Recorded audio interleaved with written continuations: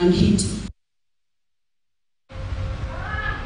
Na tukirejelea masuala yanofungamana na elimu, muungano wa walimu wa shule za upili KUPPET kaunti ya Machakos umelaumu serikali kwa mkanganyiko ulioko kwa sasa katika elimu ya CBC, ukihofia kuwa huenda kizazi cha sasa kikapata mwelekeo mbaya kielimu.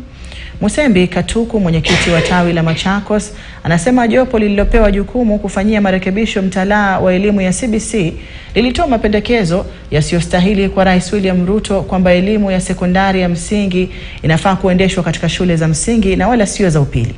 Hili vile vile anasema ndio limechangia maandamano ya walimu wa JSS katika baadhi ya kaunti nchini, kwa kuwa walimu hao wamekosa miundo msingi katika shule hizo kufanikisha masomo hayo.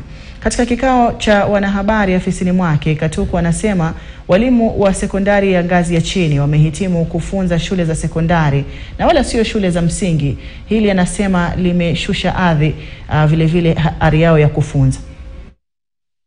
They are being taken to JSS section and leaving the senior secondary without teachers. By the way, all those teachers who have been employed to teach JSS should be employed to teach senior secondary together with the JSS. Pamoja. Right now, it is creating vacuum.